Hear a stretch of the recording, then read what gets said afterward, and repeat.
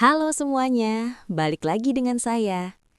Hari ini, saya menemukan sebuah cerita yang sangat menarik. Sampai-sampai, saya nggak sabar buat ceritain langsung ke kalian. Kisah ini punya semuanya.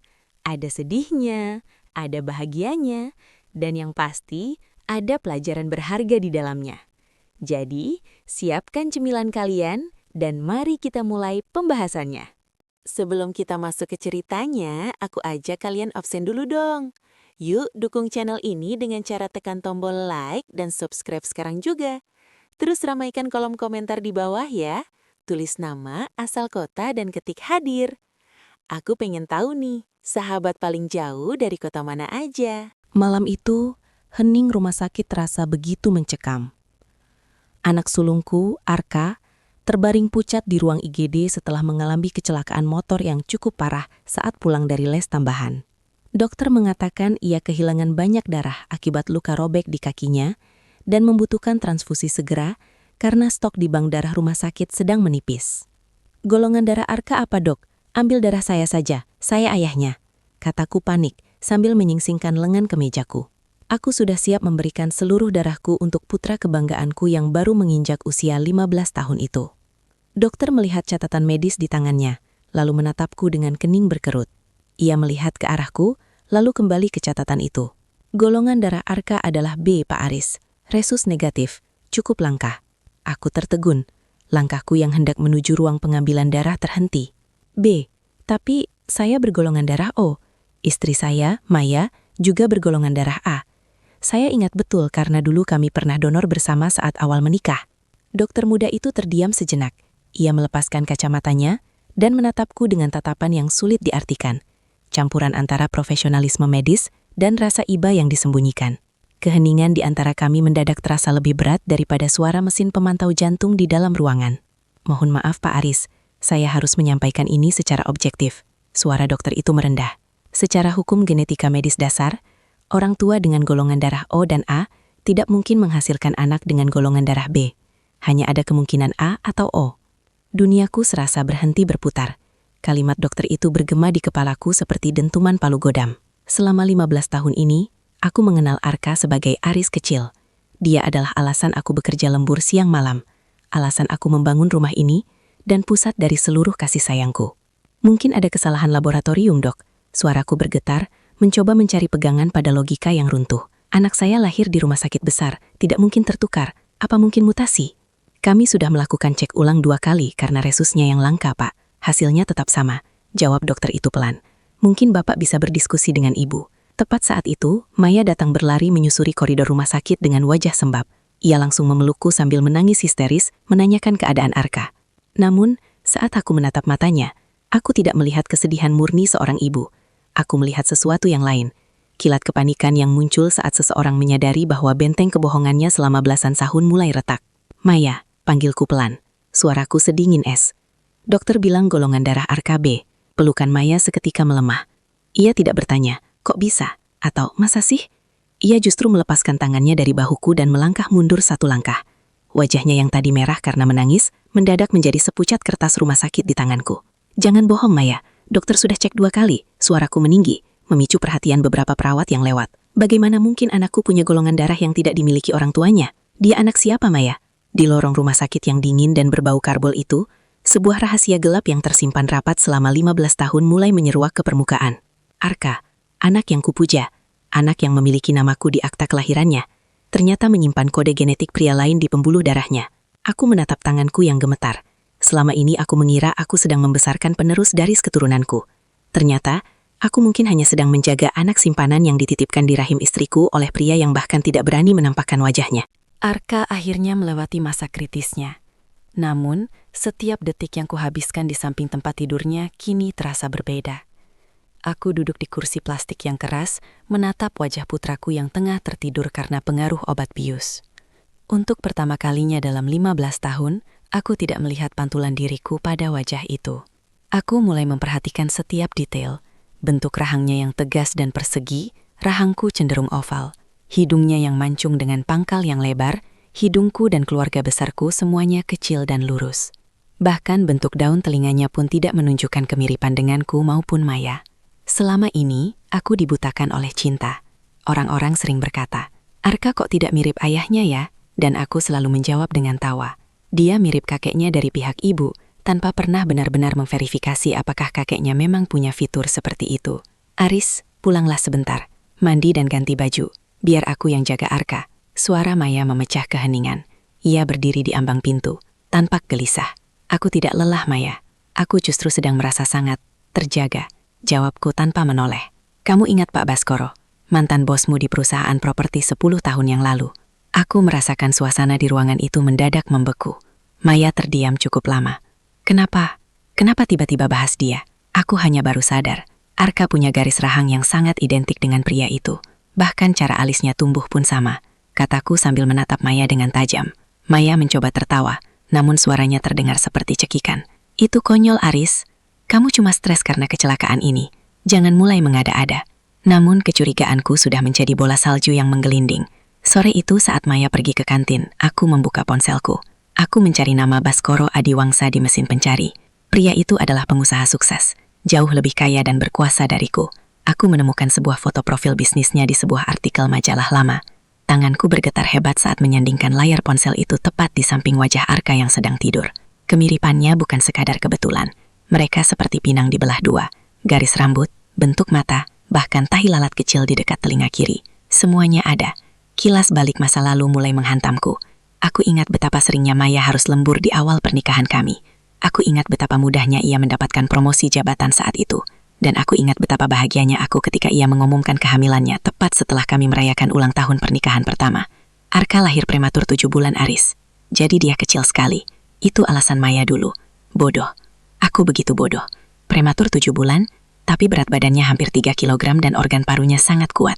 Sebagai pengantin baru yang naif, aku hanya bersyukur karena Tuhan memberikan mujizat pada anak kami. Aku menatap Arka sekali lagi. Rasa sakit ini begitu unik.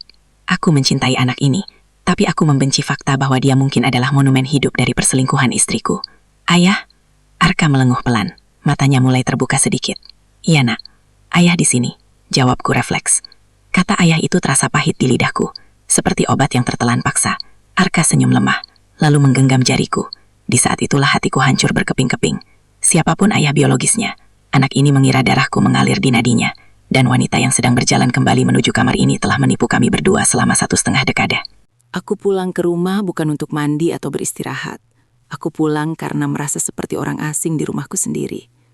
Rumah yang setiap sudutnya dibangun dari hasil kerja kerasku, demi keluarga kecil ini, kini terasa seperti museum kebohongan. Aku melangkah ke gudang di bawah tangga. Tempat itu penuh dengan kotak-kotak lama berisi barang-barang dari masa awal pernikahan kami.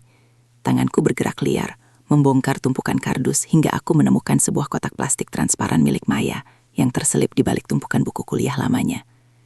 Di dasar kotak itu, di balik tumpukan kain perca, aku menemukan sebuah buku bersampul kulit coklat yang sudah sedikit mengelupas. Itu adalah buku harian Maya dari tahun 2008, tahun di mana Arka dikandung. Aku membukanya dengan tangan yang dingin. Halaman-halaman awal berisi tulisan tentang betapa bahagianya dia menikah denganku. Namun, menginjak bulan ketiga pernikahan, nada tulisannya berubah. 8 Maret 2008, Mas Aris sedang dinas keluar kota. Pak Baskoro mengajakku makan malam setelah meeting proyek. Aku merasa tidak enak menolak bos besar. Dia sangat berbeda dengan Aris. Dia penuh karisma, kekuasaan, dan dia menatapku dengan cara yang membuatku merasa diinginkan. Napas daku tercekat. Aku terus membalik halaman. Tanggal-tanggal berikutnya adalah rangkaian horor bagiku. 15 April 2008, aku sudah melakukan kesalahan besar. Tapi kenapa aku tidak merasa menyesal? Baskoro bilang dia bisa menjamin karirku dan masa depan anak-anakku nanti. Aris terlalu polos, dia tidak akan pernah tahu. Lalu ada satu halaman yang tintanya tampak sedikit luntur, seolah terkena tetesan air mata, atau mungkin keringat ketakutan. 20 Mei 2008, tespek menunjukkan 2 garis. Aku menghitung tanggalnya. Ini bukan milik Aris, ini milik Baskoro. Aku harus bergerak cepat. Aku harus memastikan Aris menyentuhku malam ini, agar dia percaya bahwa ini adalah anaknya. Tuhan, ampuni aku, tapi aku tidak bisa membiarkan anak ini lahir tanpa status ayah yang sah. Aku menutup buku itu dengan suara keras. Suaranya bergema di gudang yang sunyi, seperti suara vonis hakim yang dijatuhkan padaku. Seluruh tubuhku gemetar hebat, hingga aku harus bersandar pada dinding yang lembab. Ternyata, kehamilannya yang prematur itu hanyalah hitungan matematika yang licik. Dia memajukan tanggal kelahirannya di depan mataku, sementara secara biologis, Arka lahir tepat waktu sebagai anak Baskoro. Arka bukan hasil dari cinta kami, Dia adalah hasil sampingan dari sebuah transaksi kekuasaan dan pengkhianatan. Aku teringat bagaimana Maya menangis bahagia saat pertama kali melihat Arka. Dulu aku mengira itu adalah air mata haru seorang ibu. Sekarang aku tahu, itu adalah air mata lega seorang penipu yang berhasil mengamankan masa depannya. Aku keluar dari gudang dengan buku coklat itu di genggamanku. Aku merasa seperti mayat yang berjalan. Aku melihat foto keluarga besar kami di ruang tamu. Arka berdiri di tengah, tersenyum lebar mengenakan seragam basketnya. Aku melihat diriku sendiri di dalam foto itu, merangkul bahu Arka dengan bangga. Aku merasa kasihan pada diriku di dalam foto itu. Pria bodoh yang tidak tahu bahwa dia sedang memeluk bukti pengkhianatan istrinya setiap hari selama 15 tahun. Baskoro, disisku. Aku harus memastikan ini secara medis. Buku harian bisa saja dianggap sebagai imajinasi atau kehilafan sesaat. Meski hatiku tahu ini adalah kebenaran, aku membutuhkan bukti yang lebih kuat dari sekadar tulisan tangan.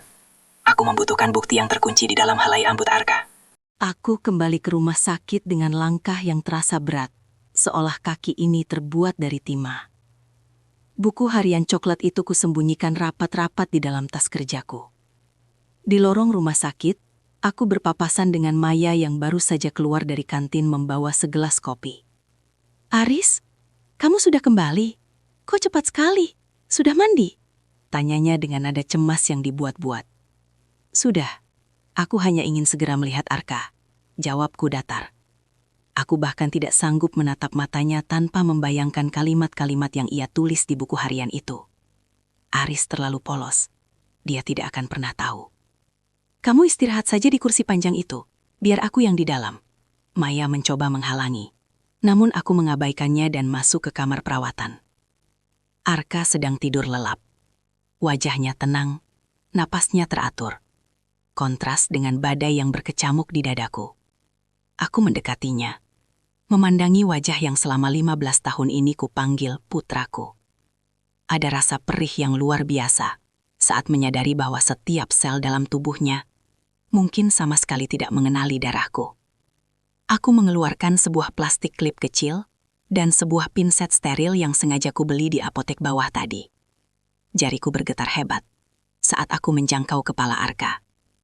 "Maafkan ayah, Arka. Ayah hanya perlu tahu," bisikku dalam hati. Dengan gerakan secepat kilat, namun sangat hati-hati, aku mencabut 3 helai rambut Arka hingga ke akarnya. Arka sedikit melenguh dalam tidurnya, tapi tidak terbangun. Aku segera memasukkannya ke dalam plastik klip. Tidak cukup sampai di situ, aku mengambil gunting kecil dan mengambil sedikit potongan kuku dari jari manisnya. Aku memasukkan bukti-bukti itu ke dalam saku dalam jaketku. Tepat saat pintu terbuka, Maya masuk dengan wajah curiga. "Kamu sedang apa, Aris?" Suaranya meninggi. "Hanya merapikan selimutnya. Dia tadi sedikit bergerak," kataku sambil membelakangi Maya, mencoba menstabilkan detak jantungku. Sore itu juga, aku izin keluar dengan alasan ada urusan kantong yang mendesak. Aku memacu mobilku menuju sebuah laboratorium swasta di pusat kota yang menyediakan jasa tes paternitas secara anonim. Di sana, aku menyerahkan sampel milik Arka dan sampel air liurku sendiri yang sudah kuambil sebelumnya. "Berapa lama hasilnya keluar?" tanyaku pada petugas administrasi. "Biasanya 10-14 hari kerja, Pak. Kami akan mengirimkan hasilnya melalui email terenkripsi, atau Bapak bisa mengambil fisiknya di sini," jawab petugas itu dengan nada profesional yang dingin. 10 hari. Aku harus hidup dalam sandiwara ini selama 10 hari lagi.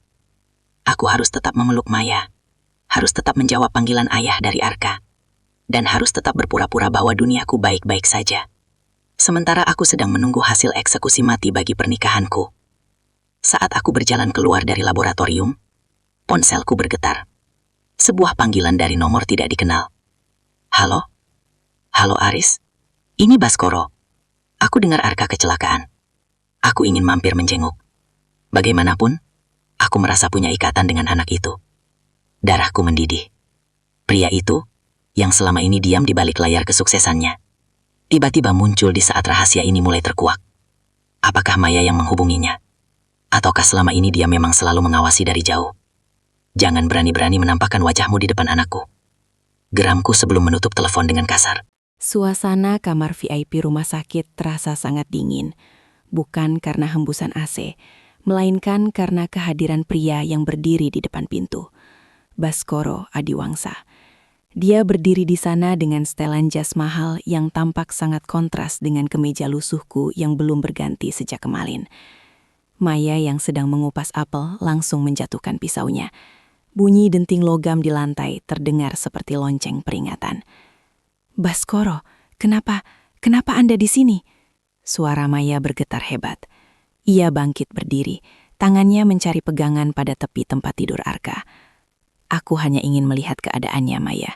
Aku dengar kecelakaannya cukup parah," jawab Baskoro dengan suara bariton yang tenang, namun penuh otoritas. Matanya tidak tertuju pada Maya, melainkan pada Arka yang masih terlelap, lalu beralih padaku dengan tatapan merendahkan. Aku bangkit dari kursi, melangkah maju hingga hanya berjarak beberapa senti dari pria itu. "Aku sudah bilang di telepon, jangan berani-berani menampakkan wajahmu di sini. Ini bukan tempatmu." Baskoro tersenyum tipis, senyuman yang sangat menjengkelkan karena penuh dengan rahasia yang tersimpan rapi. "Aris, tenanglah. Aku hanya ingin menawarkan bantuan medis terbaik. Aku punya akses ke dokter bedah syaraf terbaik di Singapura jika Arka membutuhkannya." "Anakku tidak butuh bantuanmu. Dia punya ayah, dan itu aku." Aku mencengkram kerah jas mahalnya. Amarah yang selama ini kupendam di gudang dan laboratorium kini meledak. "Aris, hentikan. Jangan di depan Arka," jerit Maya sambil mencoba melerai tangan-tanganku. "Baskoro, tolong pergi. Kumohon, pergi sekarang." Baskoro melepaskan cengkeramanku dengan gerakan yang tenang namun kuat. Ia merapikan dasinya seolah-olah aku hanyalah debu yang baru saja menempel. "Aku pergi sekarang.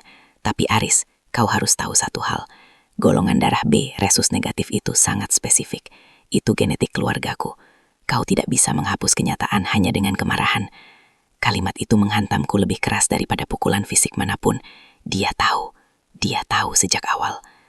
Setelah Baskoro pergi, keheningan di kamar itu terasa sangat menyesakan. Aku menatap Maya yang kini terduduk di lantai sambil terisak. Ia menyembunyikan wajahnya di balik kedua tangannya. "Jadi selama 15 tahun ini, dia selalu tahu?" tanya aku dengan suara yang hampir menghilang. "Selama 15 tahun ini, kamu membiarkan dia mengawasi investasinya di rumahku. Aris, ini tidak seperti yang kamu bayangkan. Aku terpaksa." Maya mencoba meraih kakiku. "Terpaksa," aku tertawa gitar. "Terpaksa menulis di buku harian bahwa aku terlalu polos untuk menyadari pengkhianatanmu. Terpaksa membohongiku tentang kelahiran prematur agar aku mengakui anak orang lain. Aku meninggalkan kamar itu tanpa memedulikan taniran Maya yang semakin kencang. Aku butuh udara. Aku berjalan menuju laboratorium di pusat kota, berharap hasil tes DNA itu keluar lebih cepat. Aku tidak bisa lagi hidup dalam ketidakpastian ini. Setiap kali aku menutup mata, aku melihat wajah Baskoro yang tenang dan wajah Arka yang sedang tidur. Mereka memang sama, dan aku hanyalah orang asing yang dipilih untuk membayar tagihan, memberikan nama belakang, dan memberikan kasih sayang pada anak yang merupakan bukti hidup dari kehancuran martabatku. Poin penting bab ini, the arrogant confirmation. Baskoro secara implisit mengakui hubungan darahnya dengan Arka melalui fakta golongan darah yang spesifik. The power play. Tawaran bantuan medis dari Baskoro menunjukkan bahwa ia merasa memiliki hak atas Arka karena kekayaannya. The broken facade. Maya tidak lagi bisa mengelak setelah Baskoro mengungkap rahasia itu di depan Aris. Apakah Anda ingin saya melanjutkan ke bab 6, amplop putih di meja makan? 10 hari kemudian, Arka sudah pulang ke rumah. Di sore yang sunyi, Aris menemukan email masuk berisi hasil DNA dan sebuah amplop fisik tiba di rumah. 10 hari telah berlalu sejak insiden di rumah sakit. Arka sudah diperbolehkan pulang, meskipun ia masih harus menggunakan kursi roda untuk sementara waktu. Suasana di rumah kami berubah menjadi panggung sandiwara yang sangat melelahkan. Maya bersikap seolah dia adalah istri paling berbakti, memasak makanan kesukaanku, dan sangat perhatian pada Arka. Namun, setiap kali mata kami bertemu, ada jurang yang sangat dalam di antara kami. Sore itu rumah sedang sepi. Maya sedang mengantar Kiki, anak kedua kami yang berusia 8 tahun, ke tempat les, sementara Arka sedang tidur siang di kamarnya. Aku duduk di meja makan, menatap sebuah amplop putih berlogo laboratorium yang baru saja diantar oleh kurir. Tanganku gemetar. Di layar ponselku, sebuah notifikasi email juga muncul dengan subjek hasil uji paternitas rahasia. Aku tidak langsung membukanya. Aku menatap foto Arka yang dipajang di atas bufet. Aku teringat saat dia pertama kali belajar berjalan. Saat dia memanggilku ayah untuk yang pertama kalinya, dan saat aku mengajarinya mengendarai sepeda hingga lututku lecet. Semua kenangan itu terasa seperti racun yang merambat perlahan di nadiku. Dengan napas yang sesak, aku merobek amplop itu. Selembar kertas putih dengan tabel-tabel angka teknis muncul di hadapanku. Aku tidak butuh gelar doktor untuk mengerti baris terakhir yang dicetak tebal di bagian kesimpulan.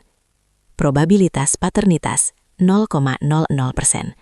Teruji, Aris secara genetik tidak memiliki kecocokan sebagai ayah biologis dari anak Arka.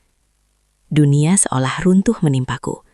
Meskipun aku sudah menduganya, melihat angka 0% itu tertulis di atas kertas resmi, terasa seperti vonis mati. Angka itu menghapus 15 tahun hidupku. Angka itu menyatakan bahwa aku adalah penonton di dalam hidupku sendiri. Ayah? Aku tersentak dan segera membalikan kertas itu di atas meja. Arka berdiri di ambang pintu kamarnya, menggunakan kruk penyangga. Wajahnya tampak bingung melihatku yang berkeringat dingin. "Kenapa, Nak? Ada yang sakit?" tanyaku, mencoba menormalkan suaraku yang parau. "Tidak ya, Arka cuma haus." Ia menatap meja makan. "Itu surat apa ya? Wajah ayah pucat sekali." "Hanya surat tagihan asuransi kecelakaanmu kemarin. Jangan dipikirkan. Aku berbohong lagi. Kebohongan di atas kebohongan." Tepat saat itu, pintu depan terbuka. Maya masuk dengan ceria menuntun Kiki. Namun keceriaannya langsung padam saat ia melihat amplop putih di atas meja makan. Ia mengenali logo laboratorium itu. Wajah Maya berubah menjadi abu-abu. Ia melepaskan tangan Kiki dan menyuruhnya masuk ke kamar. Keheningan yang mengikuti begitu pekat hingga suara detak jam dinding terdengar seperti dentuman meriam. "Arka, masuk ke kamar dulu ya, Nak. Ayah dan Bunda mau bicara sebentar," kataku tanpa menatap Maya. Setelah Arka menjauh, aku perlahan membalikan kertas itu ke posisi semula, memperlihatkan angka 0% itu tepat di depan mata Maya. Aku tidak berteriak, aku hanya menatapnya dengan tatapan kosong yang paling dalam. 15 tahun, Maya. 15 tahun aku memberikan hidupku untuk anak pria lain karena kebohonganmu, bisikku. Maya menutup mulutnya dengan tangan, air mata mulai mengalir deras, tapi aku tidak lagi merasakan iba. Aku hanya merasakan kekosongan yang sangat mengerikan. Di atas meja makan yang biasanya menjadi tempat kami tertawa bersama, kini tergeletak bukti bahwa seluruh hidup kami hanyalah sebuah bangunan indah yang didirikan di atas rawa busuk. Maya jatuh bersimpuh di atas lantai marmer dingin ruang makan. Ia mencoba meraih kakiku, namun aku segera mundur, menjauh darinya seolah ia adalah wabah yang mematikan. Air matanya tumpah ruah, namun di mataku itu bukan lagi air mata penyesalan, melainkan air mata ketakutan karena tertangkap basah. "Mas, tolong dengarkan aku dulu. Aku melakukannya demi masa depan kita, demi Arka." Suaranya serak di sela isak tangisnya. "Demi kita? Atau demi dirimu sendiri, Maya?" Aku menunjuk kertas di meja dengan jari yang bergetar. Angka 0% ini tidak hanya bicara soal biologi. Ini bicara soal ribuan hari yang kamu habiskan untuk menatap mataku tanpa rasa bersalah. Sementara kamu tahu, setiap sen yang ku keluarkan, setiap keringat yang ku jatuhkan, adalah untuk membesarkan anak pria yang dulu merendahkanku. Aku teringat sekarang. Saat Arka lahir, kamu bersikeras agar kita tidak menggunakan asuransi kantorku, melainkan uang tunai yang katanya dari tabungan ibumu. Itu uang Baskoro, bukan? Kamu memalsukan catatan medis di rumah sakit bersalin itu agar tanggal kelahirannya terlihat seperti prematur. Maya semakin menunduk, bahunya berguncang. "Baskoro nyancamku, Aris. Dia bilang kalau aku tidak mau bekerja sama, dia akan menghancurkan karirmu dan memastikan kita tidak punya apa-apa. Aku hanya ingin Arka punya ayah yang baik, dan itu kamu. Dia pria jahat, dia tidak pernah menginginkan Arka, dia hanya ingin mengendalikan hidupku. Dan kamu membiarkannya mengendalikan pernikahan kita," teriakku. Suaraku pasti terdengar sampai ke lantai atas, tapi aku tidak peduli lagi. "Kamu memalsukan akta kelahiran, kamu membohongi orang tuaku, dan kamu membiarkan aku menjadi pahlawan di dalam sebuah cerita palsu yang kamu tulis sendiri." Aku melangkah ke arah lemari dokumen di ruang kerja, lalu membanting sebuah map plastik ke hadapannya. Isinya adalah catatan keuangan kami selama 10 tahun terakhir. Aku selalu bingung kenapa ada kiriman dana misterius ke rekening tabungan pendidikan Arka setiap tahunnya. Kamu bilang itu bonus dari kantormu yang dulu. Ternyata itu uang tutup mulut, atau mungkin uang sewa rahimu dari Baskoro, kan? Maya mendongak, matanya merah dan bengkak. Aku tidak pernah memakai uang itu untuk diriku sendiri, Aris. Semuanya untuk Arka, untuk sekolahnya, untuk masa depannya. Tapi dia bukan anakku, Maya. Kamu mencuri hakku untuk memiliki anak kandung pertama. Kamu mencuri 15 tahun waktuku yang seharusnya bisa kugunakan untuk membangun keluarga yang jujur. Tiba-tiba, suara pintu kamar di lantai atas terbuka. Kami berdua mendadak terdiam. Arka berdiri di sana, memegang kruknya dengan erat. Wajahnya tidak lagi bingung. Wajahnya menunjukkan luka yang sangat dalam. Ia telah mendengar semuanya. Ia telah mendengar bahwa sosok pahlawan yang dipanggilnya ayah ternyata tidak memiliki ikatan darah dengannya, dan ibunya adalah seorang penipu ulung. Jadi, suara Arka terdengar sangat kecil dan bergetar. Jadi aku ini siapa ya?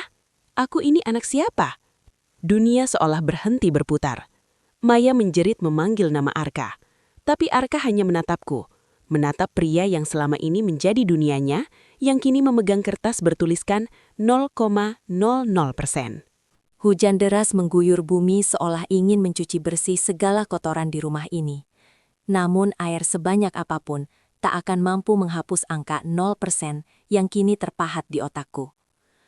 Aku menyambar kunci mobil, mengabaikan teriakan histeris Maya dan tatapan hancur Arka di puncak tangga. Aku harus pergi sebelum aku melakukan sesuatu yang akan kusesali seumur hidup. Namun saat aku membuka pagar besi rumahku, sebuah mobil sedan mewah berwarna perak metalik sudah terparkir tepat di depan jalan masuk. Lampu depannya menyala terang, membutakan mataku sejenak. Sosok itu keluar dari pintu belakang dengan payung hitam besar yang dipayungi oleh seorang pria bersetelan gelap, Baskoro Adiwangsa. Di sampingnya, berdiri seorang pria paruh baya membawa tas koper kulit, tipikal seorang pengacara kelas atas. "Mau kemana, Aris? Kita perlu bicara sebagai sesama pria dewasa." Suara Baskoro terdengar dingin, mengalahkan deru hujan. "Pergi dari depan rumahku, atau aku tabrak mobilmu," teriakku sambil mengepalkan tinju. Baskoro berjalan mendekat, tenang tanpa setetes air pun mengenai jasnya. "Jangan emosional. Aku tahu hasil tes DNA itu sudah di tanganmu, dan karena kau sudah tahu kebenarannya, aku datang untuk mengambil apa yang menjadi hak biologisku." Pria di sampingnya melangkah maju. "Perkenalkan Pak Aris, saya pengacara Pak Baskoro. Kami sudah menyiapkan draft kesepakatan. Klien saya ingin memulai proses pengakuan anak dan pemindahan hak asuh Arka. Tentu saja, dengan kompensasi finansial yang sangat besar untuk Anda." Darahku mendidih. "Kompensasi? Kamu pikir Arka itu barang dagangan?" Aku menerjang Baskoro, mencengkram kerahnya yang kering. "Dia memanggilku ayah selama 15 tahun. Di mana kamu saat dia belajar bicara? Di mana kamu saat dia jatuh dari sepeda? Kamu hanya pengecut yang menitipkan benihmu karena takut pada istrimu sendiri." Baskoro tidak melawan, ia hanya menatapku dengan tatapan kasihan yang memuakkan. "Aku membiarkannya padamu karena aku pikir Maya bisa menanganinya. Tapi sekarang skandal ini sudah mulai tercium oleh media bisnisku. Aku harus mengamankan ahli waris laki-lakiku. Arka punya darah Adiwangsa. Dia tidak seharusnya hidup di rumah kelas menengah yang sempit ini." "Dia bukan ahli warismu, dia anakku," teriakku, meski suaraku pecah karena tangis yang mulai menyeruak. "Secara biologis, tidak. Secara hukum, kita bisa ubah itu di pengadilan," Baskoro berbisik tepat di telinaku. "Lepaskan tanganmu. Kamu tidak punya uang untuk melawan tim pengacaraku. Berikan Arka padaku, dan aku akan memastikan hutang-hutangmu lunas dan kamu bisa memulai hidup baru dengan anak keduamu, yang mungkin saja memang darah dagingmu." Kalimat terakhirnya adalah penghinaan paling keji. Aku melepaskan cengkramanku dan mundur selangkah. Di balik pagar, aku melihat Maya berdiri mematung di pintu rumah, wajahnya basah oleh air hujan dan air mata. Di jendela lantai atas, aku melihat bayangan Arka. Di bawah hujan lebat ini, aku menyadari betapa kejamnya dunia. Pria ini ingin membeli kenangan 15 tahunku dengan selembar cek. Dan istriku, wanita yang kucintai, telah memberikan kunci pintu masuk bagi iblis ini ke dalam hidupku sejak bertahun-tahun yang lalu. Aku menatap Baskoro dengan kebencian yang murni. "Kau boleh punya uangnya, Baskoro. Kau boleh punya pengacaranya. Tapi kau tidak akan pernah bisa membeli cara Arka menatapku sebagai pahlawannya. Pergi dari sini." Aku masuk ke mobil dan memacu mesin, melesat menembus hujan, meninggalkan mereka semua di belakang. Aku tidak tahu kemana aku pergi, tapi aku tahu satu hal, perang ini baru saja dimulai.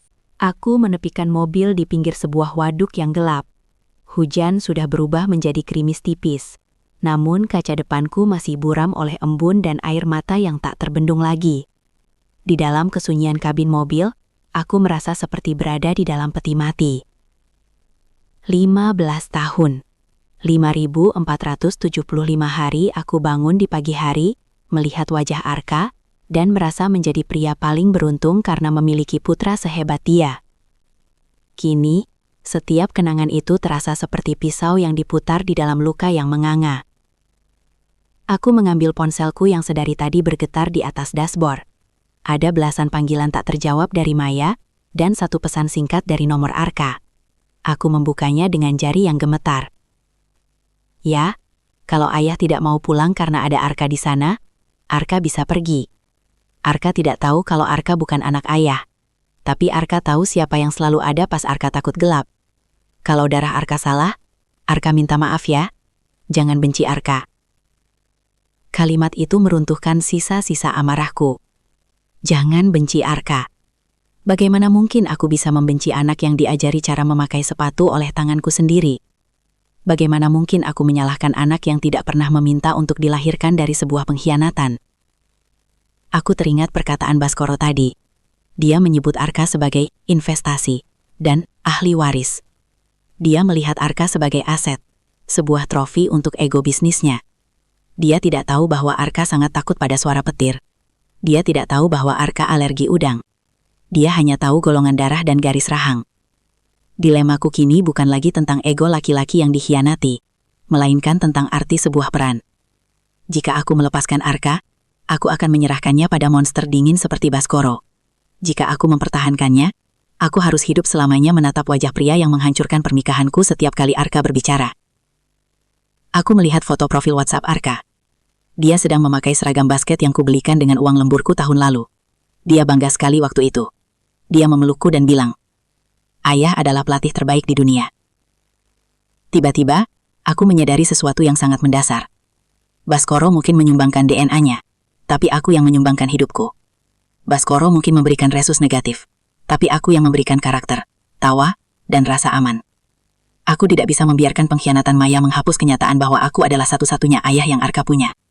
Aku tidak bisa membiarkan angka 0% di kertas itu mengalahkan 100% cinta yang sudah terjalin. Aku menghidupkan mesin mobil. Aku tidak akan melarikan diri lagi. Aku harus kembali ke rumah. Bukan untuk Maya, tapi untuk melindungi putraku dari pria yang ingin membelinya dengan selembar cek.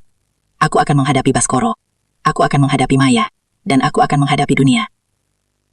Namun, saat aku baru saja hendak memutar balik, sebuah pesan baru masuk dari Maya. Pesan yang berisi kepanikan luar biasa. "Aris, cepat pulang." Baskoro memaksa masuk ke rumah. Dia membawa orang-orangnya untuk mengambil Arka sekarang juga. Arka mengunci diri di kamar. "Tolong aku, Aris." Darahku mendidih kembali. "Tidak hari ini, Baskoro," desisku, sambil menginjak pedal gas sedalam-dalamnya. Ban mobilku berdecit keras saat aku mengerem mendadak di depan pagar rumah. Lampu depan mobil menyapu sosok dua pria berbadan besar yang berjaga di teras, sementara mobil Baskoro masih terparkir angkuh di sana. Aku melompat keluar, menerjang masuk tanpa rasa takut sedikit pun. "Keluar dari rumahku!" teriakku sambil mendobrak pintu depan. Di dalam, Maya tampak terduduk lemas di tangga, sementara Baskoro berdiri di depan pintu kamar Arka di lantai atas, sedang membujuknya dengan suara tenang yang manipulatif. "Arka, buka pintunya. Ikut aku, dan kau tidak perlu lagi melihat orang tuamu bertengkar seperti ini. Aku bisa memberimu dunia yang lebih baik," ucap Baskoro. "Dunia yang kau beli dengan kebohongan?" Potongku sambil menaiki tangga dengan cepat. Aku berdiri di hadapannya, menghalangi aksesnya ke pintu kamar Arka. "Pergi sekarang, atau aku pastikan besok pagi wajahmu ada di seluruh berita nasional sebagai penculik anak, lengkap dengan rekaman perselingkuhanmu di masa lalu." Baskoro menatapku tajam. "Kau pikir kau punya kekuatan untuk itu?" "Aku tidak punya uangmu, Baskoro, tapi aku punya kebenaran, dan aku tidak punya beban apapun lagi untuk kehilangan segalanya. Sementara kau punya reputasi bisnis yang sangat rapuh," ancamku dengan suara rendah namun meyakinkan. Melihat kilat di mataku, Baskoro menyadari bahwa pria yang tidak punya apa-apa lagi untuk kehilangan adalah lawan yang paling berbahaya. Dengan dengusan sombong, ia memberi isyarat pada pengacaranya untuk pergi. "Nikmatilah kemiskinanmu, Aris. Kita lihat berapa lama Arka akan bertahan hidup bersamamu setelah dia tahu kemewahan yang bisa kuberikan." Setelah mereka pergi, keheningan menyelimuti rumah. Aku mengetuk pintu kamar Arka dengan lembut. "Arka, ini ayah. Ayah sudah kembali." Pintu terbuka perlahan. Arka berdiri di sana dengan mata yang sembab. Tanpa kata, aku memeluknya erat sekali, seolah ingin menyatukan kembali patongan pangkat hidup kami yang hancur. "Maafkan ayah, Arka. Maafkan ayah karena sempat ragu." Beberapa bulan kemudian, proses perceraianku dengan Maya selesai. Aku tidak bisa memaafkan pengkhianatan dan manipulasi yang dilakukannya selama 15 tahun. Namun, di atas kertas pengadilan, ada satu hal yang tidak berubah. Hak asuh Arka tetap jatuh kepadaku. Baskoro mencoba menggugat secara hukum, namun Arka memberikan kesaksian di depan hakim bahwa ia hanya mengakui aku sebagai ayahnya. Di mata hukum, ikatan batin dan tanggung jawab selama belasan tahun lebih berat daripada sekedar sumbangan DNA. Sekarang, aku duduk di meja kerja, menatap akta kelahiran Arka yang baru saja diperbarui. Nama belakangku masih tertera di sana. Maya pindah ke kota lain untuk memulai hidup baru, meninggalkan luka yang mungkin tak akan pernah benar-benar sembuh. Arka masuk ke ruang kerjaku membawa buku sekolahnya. Yah, bisa bantu Arka kerjakan tugas biologi? Tentang genetika. Aku sempat membeku sejenak, lalu tersenyum kitir. Tentu nak, tapi ayah punya satu pelajaran yang lebih penting dari genetika. Apa itu ya? Keluarga itu bukan cuma soal siapa yang memberikan darahnya padamu, tapi siapa yang bersedia berdarah-darah untuk menjagamu tetap berdiri. Arka tersenyum, dan di mataku, dia tetap anak kandungku. Bukan karena kromosom, tapi karena setiap inci dari jiwanya telah kutanam dengan kasih sayang yang tulus. Rahasia gelap itu memang meruntuhkan pernikahanku, tapi ia juga membangun sesuatu yang lebih kuat. Sebuah ikatan yang tidak membutuhkan validasi laboratorium. Tamat. Oke, itu dia pembahasan kita hari ini. Gimana? Cukup bikin geleng-geleng kepala, kan? Saya harap kalian dapat sesuatu dari video ini, atau minimal bisa nemenin waktu luang kalian. Jangan lupa subscribe kalau kalian nggak mau ketinggalan cerita-cerita menarik berikutnya yang bakal saya bahas. Makasih udah mampir di channel ini. Sampai jumpa lagi di video berikutnya.